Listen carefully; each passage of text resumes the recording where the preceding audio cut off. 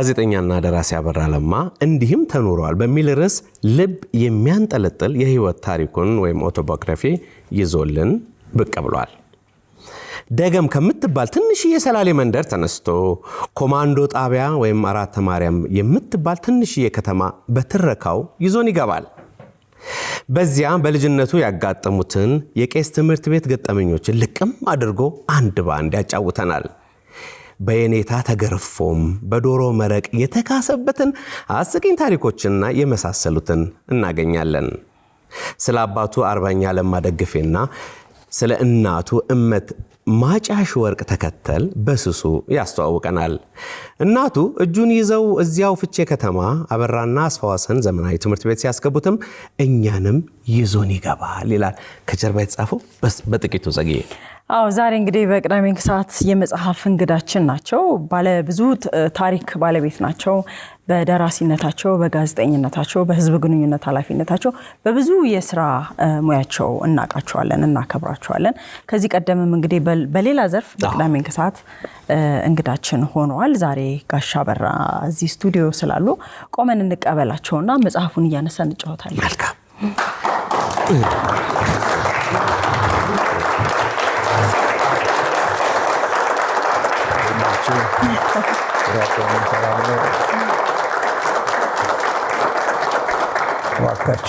አረፍ በሉ።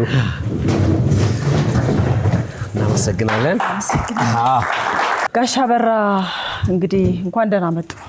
አሜን። እግዚአብሔር ይስጥልኝ።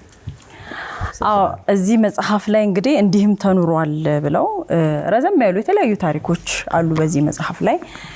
የሚጀምሩት ግን ከዚህ ቀደም እንግዲህ በሸገር የጨዋታ እንግዳ በነበሩበት ሰዓት ክፍል 1 የሚጀምረው ከመዓዛ ጋር ባደረጉት ቆይታ ነውና እንደዚህ ይላል። እሱም ጤና ይስጥልኝ አድማጮቻችን፣ የዛሬው እንግዳችን በአብዛኞቻችሁ ዘንድ የሚታወቁት በደራሲነታቸው ይሁን እንጂ በመምህርነት በጋዜጠኝነትና በህዝብ ግንኙነት ሙያ አገልግሏል።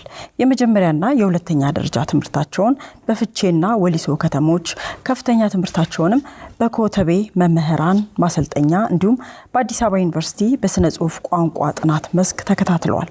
የኢትዮጵያ ደራሲያን ማህበር ዋና ጸሐፊ በመሆን ለ4 ዓመታትም አገልግሏል። ከቅርብ ዓመታት በፊት ኑሯቸውን ከመሰረቱበት ከኖርዌይ ወደ አዲስ አበባ ለስራ ጉዳይ በመጡበት አጋጣሚ በሸገር ሬዲዮ ለጨዋታ እንግዳነት ጋበዝናቸው። አድማጮቻችን፣ እንግዳችን ደራሲ አበራ ለማ ናቸው። ኩል ወይስ ጥላሸት የግጥም መድብል፣ ሽበት የግጥም መድብል፣ ህይወትና ሞት የአጫጭር ልቦለዶች ስብስብ፣ ሞገደኛው ነውጤ ኖቭሌት፣ መቆያ የአጫጭር ልቦለዶችና ግጥም ስብስብ፣ የማለዳ ስንቅ እያለ በርከት ያሉ የጋሻ አበራ ለማ ስራዎች ይዘረዘራልና መጽሐፉም የሚጀምረው ከዚህ ቀደም በሸገር እንግዲህ ከመዓዚ ጋር ባደረጉት ቆይታ ነውና እንዲህም ተኖሯልን ወደ መጽሐፍ ለመቀየር ምናልባት ያ ቆይታ ይሆን መነሻ ሐሳቡ? እውነት ነው። የሰው ልጅ ሄዶ አንድ እድሜ ጥግ ላይ ሲደርስ ምንድነው ከኋላ ዘመኔ ያሳለፍኩት ህይወቴ ምን ይመስላል ብሎ መቃኘት ግድ ይለዋል። ይሄ ከድንቋ ብርቋ ጋዜጠኛ ከመዓዛ ብሩ ጋር ያደረኩት ውይይት ከተላለፈ በኋላ ብዙ አድማጮች ደስ ነው ያላቸው፣ ረክተውበት ለምን ወደ መጽሐፍ ወደ ህትመት ወደ ጥራዝ አትቀይርልንም? ከዚህ ከኤሌክትሮኒክስ ሚዲያ ጋር ግንኙነት የሌላቸው በየጊዜው ማይጠቀሙ ጽፈህ ብትሰጣቸው አንተነት ግን ይረዳሉ፣ ከዚህ ውስጥ የሚያገኙትም ነገር ይኖራል እና ልትደረሳቸው ትችላለህ የሚል አስተያየት ነበር የሚጽፉት። አሰብኩበትና ሄጄ መጨረሻ ላይ ታሪኬ መጻፍ አይቀርም እና ካሁኑ መዘጋጀት እና ማሰብ አለብኝ ብዬ ይሄ ጉትጎታ ሲበዛ ወዳጄን መዓዛ ብሩን ደውዬ እንዲህ የሚል ነገር አለ እና ወደ መጽሐፍ ብቀይሩ ይሄንን ውይይታችንን ምን ታስቢያለሽ? ይሄን መነሻ አድርጌ ልሂድበት ብዬ ጠየኳት። በጣም መልካም ሀሳብ ነው፣ ጥሩ ነው፣ በርታና ግፋበት ብላ ይሁንታዋን ሰጠችኝ። ያን መሰረት አድርጌ መጀመሪያ ያንን ቃለ መጠይቅ ወደ ጽሁፍ መቀየር ግድ ስለሚል እና አንዲት ወዳጄን ተቸገሪና እንደምንም ብለሽ ይህንን ወደ ጽሁፍ ገልብጭልኝ አልኳት። ወደ ጽሁፍ ቋንቋነት ቀየረችው። ጥሬውን ነው የተረጎመችው፣ ማለት የገለበጠችው እንዳለ እንደወረደ። ከዚህ በኋላ ነው የኔ ስራ የመጣው። ያ ማለት የአርትዖት ስራ በጣም መሰራት ነበረበት። የጽሁፍን ቋንቋ ግብአት አሟልቶ እንዲገኝ መሰራት ነበረበት እና ወደ ጽሁፍ ቋንቋነት ቀየርኩት። ይሄ ነው መንስኤው። መልካም። ወደ ውስጥ ስንዘልቅ እዚሁ ላይ ደርቤ ማንሳት የምወደው አንድ ሀሳብ አለ። ህይወቴን ያቀኑት አጎቴ ናቸው የሚል ነገር አንስተዋልና እርሾውን ማንሳት ተገቢ ነው። ባለውለታንም መጥቀስ ሸጋ ነውና ጥቂት ነገር እስኪ ንገሩን ስላጎተው። እኚህ አጎቴ አባ በቀለ ደግፌ እንላቸዋለን። እኔ አባባ ነው የምላቸው፣ በዛ ማድረግ ነው የምጠራቸው። ለምን ከአባት በላይ የሆነ ተግዳሮትን ፈጽመዋል በእኔ ህይወት ላይ። እኚህ ሰው በጣም ድንቅ የሆኑ አባት ነበሩ። አጎቴ ናቸው፣ የአባቴ ታላቅ ወንድም ናቸው። ነገር ግን እሳቸው የአባትነት ሚና ደግሞ እንዲውሱን አይደለም።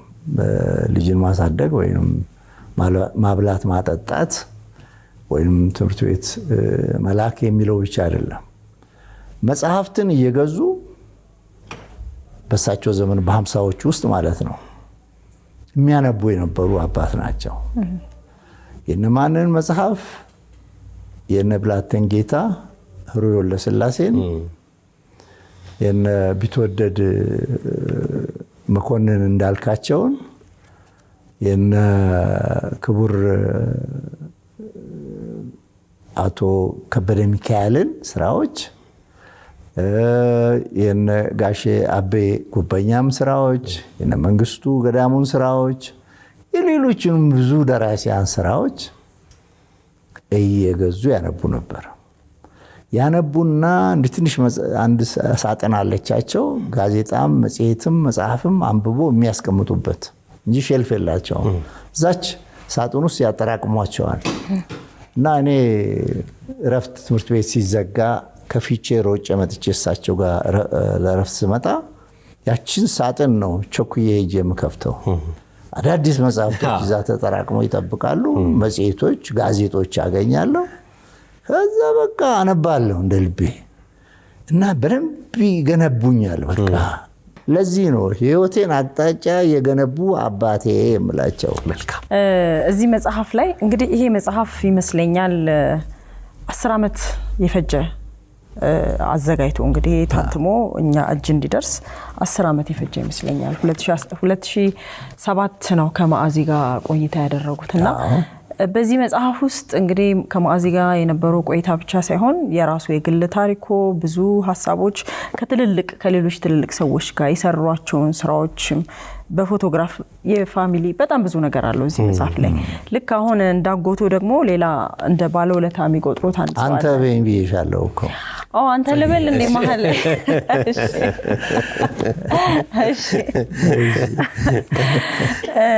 እሺ እንደዛ ልቀጥል። ጋሽ በዓሉ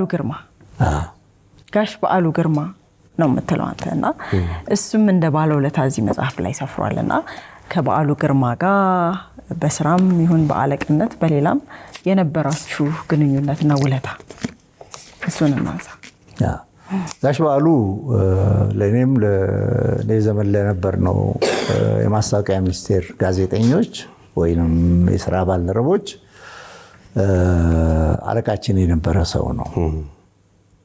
የማስታወቂያ ሚኒስቴር ቋሚ ተጠሪ በዚህ ዘመን ሚኒስትር ዴኤታ የሚሉትን አይነት ነገር ማለት ነው፣ ወይም ምክትል ሚኒስትር የሚባለውን አይነት ደረጃ ያለው ማለት ነው። እሱን ማዕረግ የያዘ ሰው ነው እና የሁላችንም አለቃ የነበረ ሰው ነው። ሁለተኛ ከኔ አይነት ሰው ጋራ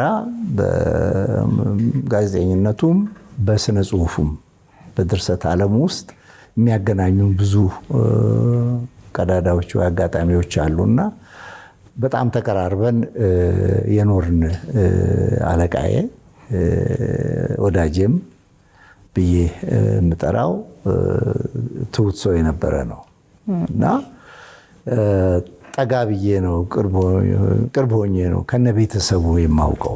እሱም ብቻ ሳይሆን እንግዲህ እዚህ የመጽሐፉ የመጨረሻ ላይ ቅድም ቀንጨብ አድርጌ ያነበብኩትን ዶክተር ወንድሙ መኮንን ናቸው ያሰፈሩት። በኢንግላንድ ነው የሚኖሩት፣ በአዲስ አበባ ዩኒቨርሲቲ ሌክቸረር እና በእንግሊዝ ዩኒቨርሲቲ ኦፍ ባኪንግሃም ረዳት ፕሮፌሰር ናቸው።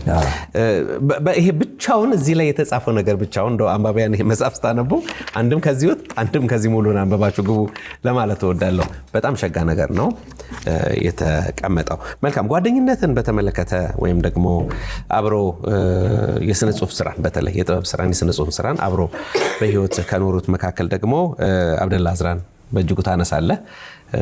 ቤትህም ሲገባ ፊት ለፊት በትልቅ ፎቶግራፍ አክብረህ አስቀምጠዋል። ቤተንም ስላየው ጋሼ ስለ አብደላ እዝራ እስኪ እናንሳ። ደግሞ አብደላ እዝራ ወይንም በመደበኛ እውን ስሙ አብደላ መሐመድ አልአራሲ የሚባለው ወዳጄ ለረጅም ዓመታት ከ1974 ዓ.ም ጀምሮ የማውቀው የመን ሄጄ ያገኘሁት ድንቅ የኢትዮጵያ ስነ ጽሁፍ አጋር ወዳጅ ብቻ አይደለም አጋር እና ኮትኳች የሆነ የስነ ጽሁፍ ሰው ነው ይሄ ሰው እና በኋላም ከትውቃችን በኋላ በቤተሰብ ደረጃ ተጠጋግተን ተቀራርበን ከኔው የቤተሰብ አባላት ከሆነች ልጅ አንዲት ሴት ልጅ ማፍራት የቻለ ናች። ልጅም ትልቅ ሰው ሆና ዛሬ የሁለት ልጆች እናት ሆናለች። መሐሌት አብደላ እና ኢትዮጵያ ቴሌኮሙኒኬሽን ውስጥ ነው የምትሰራው በአሁን ዘመን። የአብደላ ልጅ ብቸኛ ልጁ እሷ ነች እና እሷንም ልጅ በማሳደጉ ረገድ እኔ ራሴን ሚና ተጫውቻለሁ። እሱ ደግሞ እችንም ህፃን ልጅ ከማግኘቱ በፊት የኔን ልጆች አጎት ሆኖ ያሳደገ ነው። ቤተሰባዊ ቅርበታችን በጣም ኃያል ነው። ከዚህ ባሻገር እንግዲህ በዚህ በስነ ጽሁፉ ዓለም ውስጥ በጣም በሚገርም ሁኔታ ብዙ ደብዳቤ እንጻጻፍ ነበረ ከሱ ጋር። ድሮ እንደምናደርገው ወጣቶችን እየኮተኮትን በስነ ጽሁፍ እናሳድግ ብሎ ጥሪ ያደረገልኝ እዚሁ መጽሐፍ ላይ አለ። የጻፈው ደብዳቤ አለ። ያንኑ ጥሪውን አክብሬ ቶሎ ጡረታ ዘመኔ ሳይደርስ ነው ጥዬ የመጣሁት። 2 ዓመት ሲቀረኝ ጥዬ መጣሁኝ።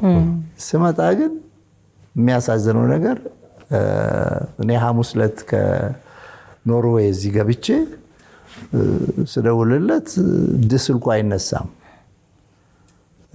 ዝግ ነው ይላል ስልኩ። እንደዚህ አይነት ነገር ነው እና ምንድነው ከሀገር ወጥቶ ይሆን የሚል ግራ በገባኝ ሁኔታ ውስጥ እያለሁ እሑድ ዕለት ጠዋት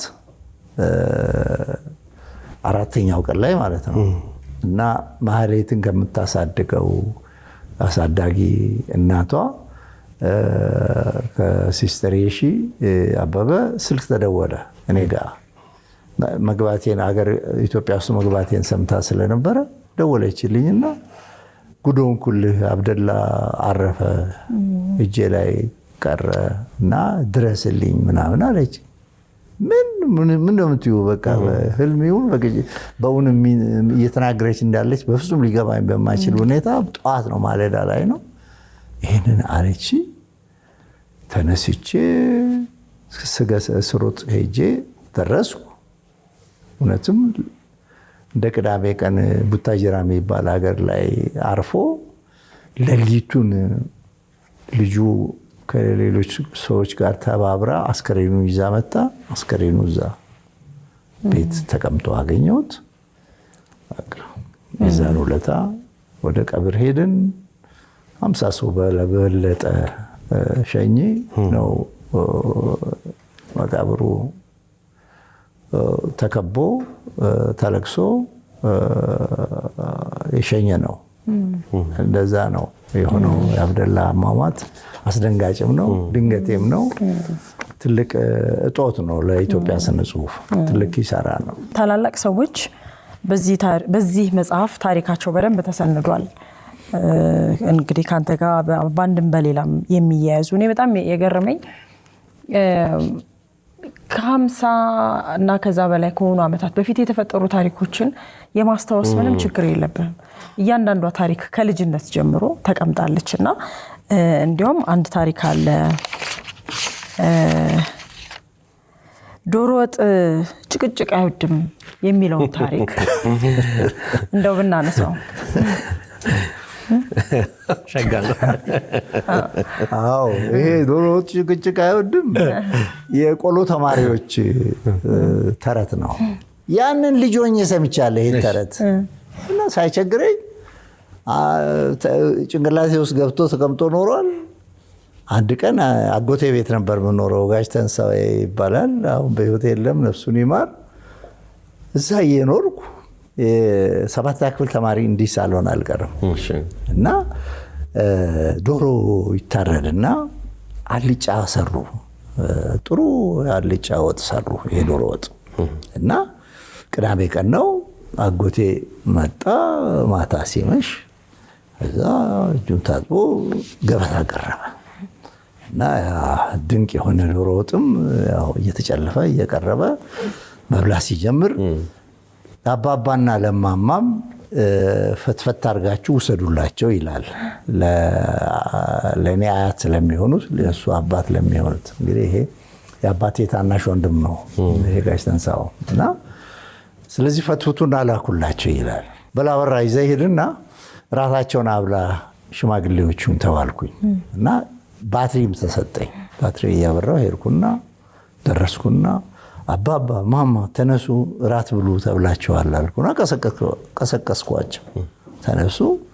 ከዛ እጅዋ ሰጠሁና እዛው አልጋቸው ላይ እንዳሉ ነው። ጋደም ተኝተው ነበር። ጋደም ብለዋል። እዛው አልጋ ላይ እንዳሉ ሳህኗን ከፍቼ እንዲህ አቀረብኩላቸውና ባትሪውን ያበራው። እንግዲህ መብራት የለም ፊቼ ውስጥ በዛ ዘመን። እንዲህ ባትሪውን እያበራው ምግብ መብላታቸውን ጀመሩ። አንድ ሲያነሱ ሲበሉ እንግዲህ ክፍት ሆኗል። አሁን እግራም ሳህኑ እና እኔ እንዲህ ቆሜ ነው ማበራላቸው እና ማበላቸው። አያቴ ሴቷ አያቴም አንድ ስታነሳ ወንዱም አያቴ አንድ ሲያነሱ ከውስጥ ያለው ሽታ የበለጠ እየመጣ እኔ ወስፋቴን በጣም ረበሸው።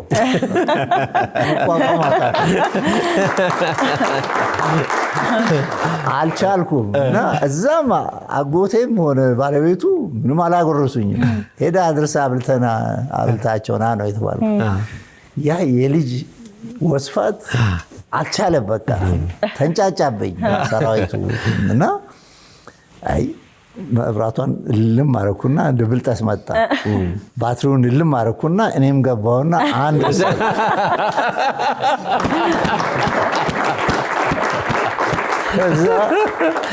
ከዛ መልሼ አበራው። ምን ነው መብራቱ ጠፋ፣ ባትሪውን አብራው እንጂ አጠፋው ይሉኛል። አበራለሁ፣ ተግ አደርግላቸዋለሁ። ከዛ ደግሞ ያነሱና አንድ ይወስዳሉ፣ አንዳንድ ይወስዳሉ። ከዛ አንዳንድ ሲወስዱ እኔም ደግሞ አጠፋና እንደገና ድርሻ ይወስዳሉ። እንዲህ ስንል አብራው እንጂ አታጥፋው እንጂ እያሉኝ እንዲሁ ይበላ ወደ ታች ወረድ ሲል አንድ አጥንት ቀረ። በባትሪው አያዋለሁ። አይ ቲንክ የዶሮ እግሩ ይመስለኛል ቀረ። አንዳንድ እንግዲህ በልተዋል፣ አጥንት በልተዋል፣ ግን አንድ ደግሞ ቀርቷል። ይሄ ድርሻዬ መሆን አለበት ወሰንኩና ብድግ ያደረግኩና ስጋውን እዚህ በቃ አጠፋውና ስጋውን አነሳው፣ አበራውላቸው መልሼ። ባላምባራስ ናቸው የኔያት። ባላምባራስ አሁን እዚህ ስጋ አልነበረም እንዴ? መች ወሰድከው? መች በላኸው? ብላ አያቴ ትቆጣለች። ባላምባራስ አንቺ ወደሽ የበላሽው እኔ የታየሁት እኔ አልበላሁም ይላሉ። የዶሮ ጭቅጭቅ አትወድም አርፋችሁ ብሉ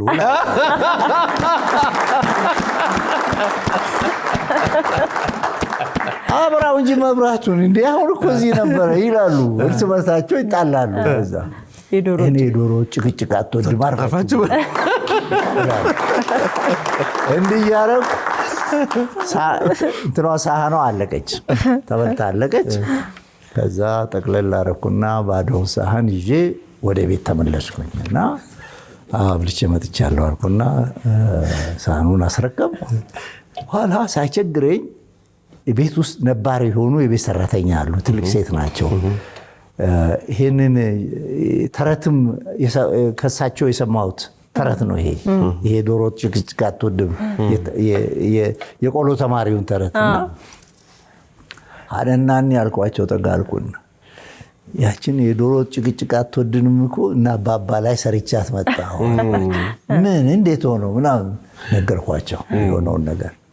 ለጊዜው ሳቁና ባለጌ አይነት አሉ፣ ዝም አሉና ለአጎቴ ባለቤት መጀመሪያ ነገሯት። እሷ ደግሞ ለአጎቴ መንገር። አጎቴ ይህን ሲሰማ እኔን ለአለንጋ ገርፍ አበቃኛ።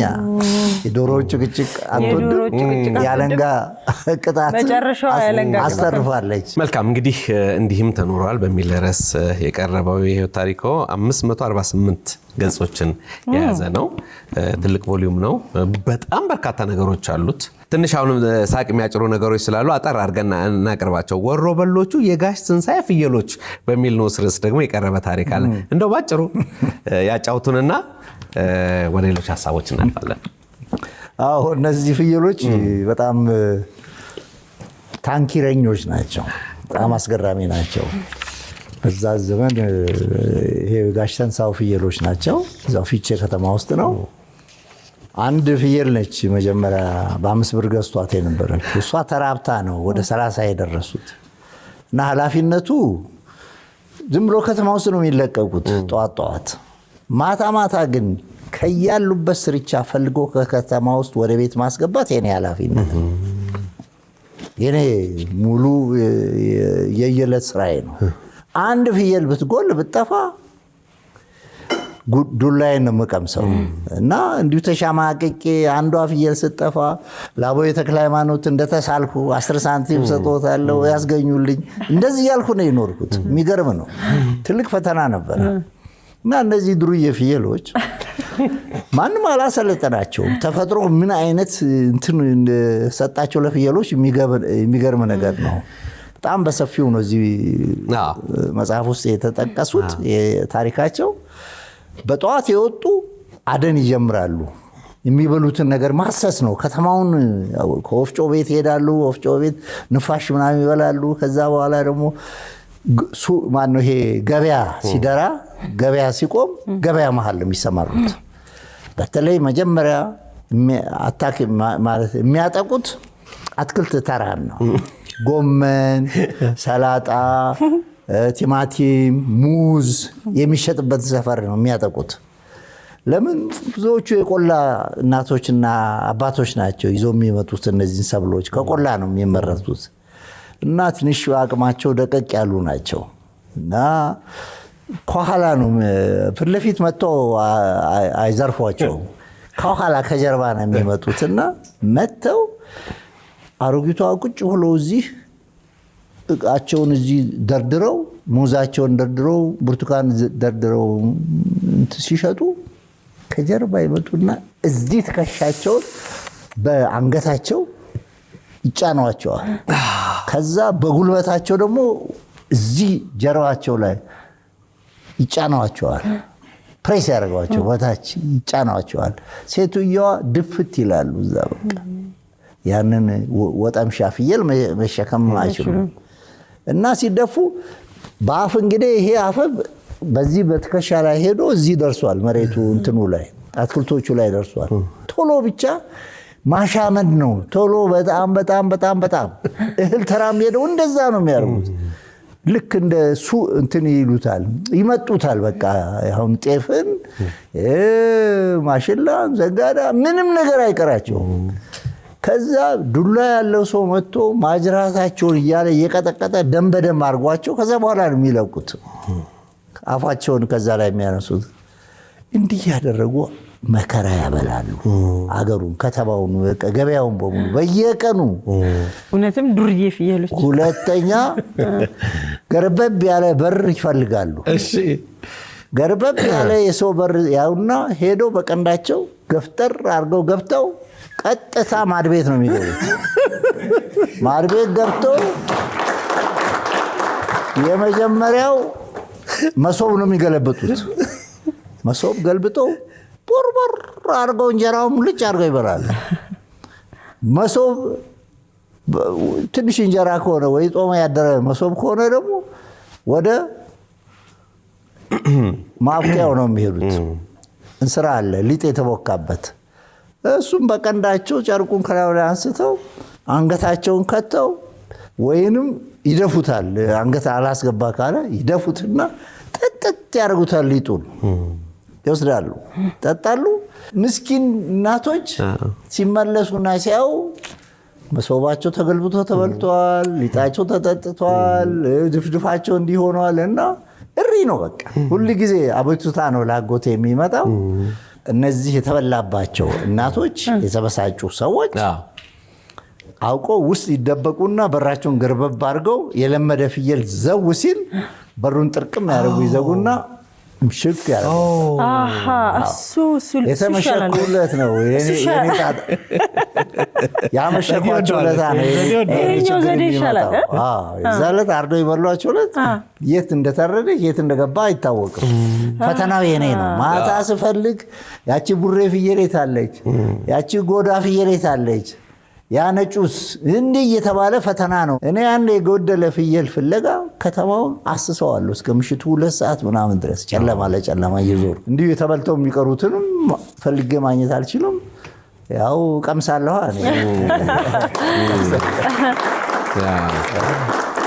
ወደ ማጠቃለሉ ስለሆነን የውጭው ሀገር ቆይታው ምን ይመስል ነበር? በተለይ ለስነ ጽሁፍ ሰው ከሀገር መውጣት፣ ሌላ ቦታ መሆን፣ በሌላ አውድ በሌላ አካባቢ ውስጥ ወይ በሌላ ቋንቋ ተናጋሪዎች ዘንድ መሆን የነበረው ስሜትና ምናልባት የብቸኝነት ስል የሰው ላይሆን ይችላል ከስነ ጽሁፍ ድባብ መነጠል እንደዚህ የደረሰብህ ነገር ይኖር ይሆን? ጥሩ ጥያቄ ነው። ምንድነው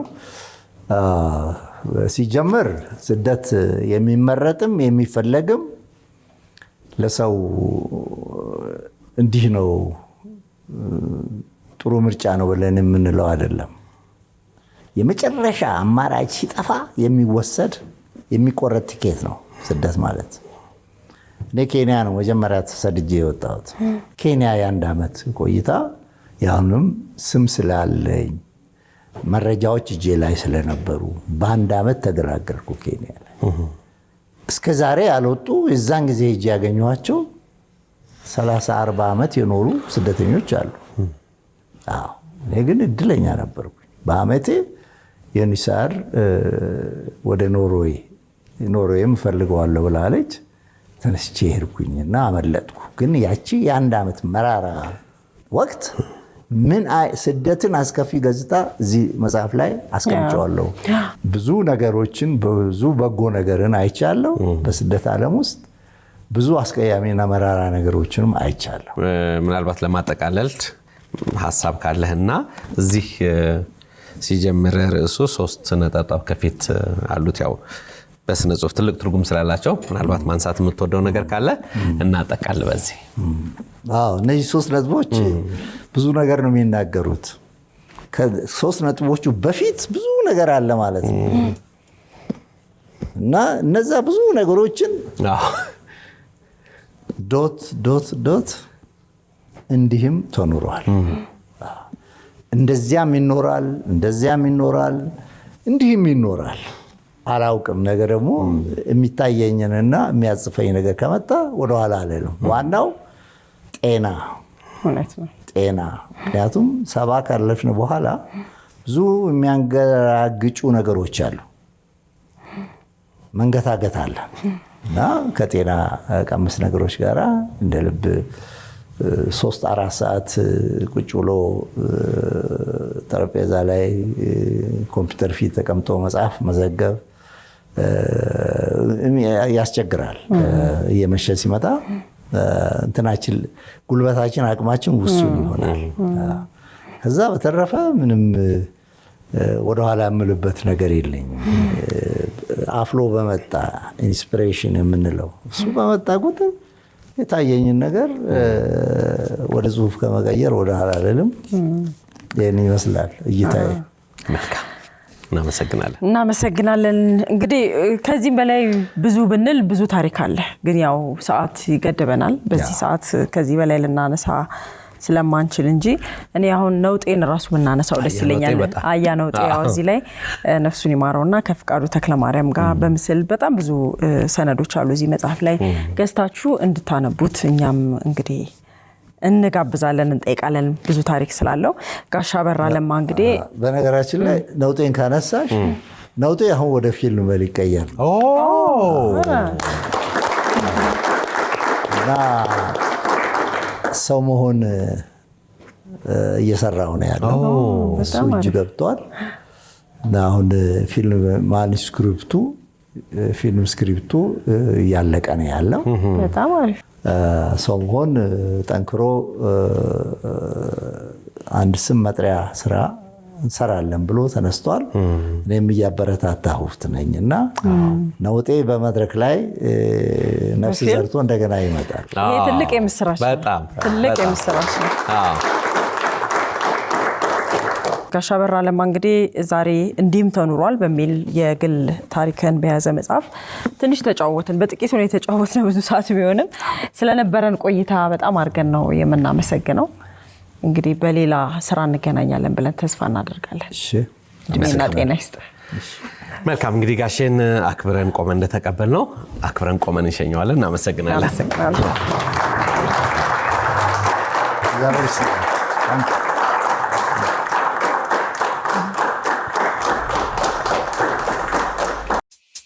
ውድ የኢቢኤስ ቴሌቪዥን ተመልካቾች፣ ይህ በስክሪኑ ላይ የምትመለከቱት ትክክለኛው የፌስቡክ አካውንታችን ነው።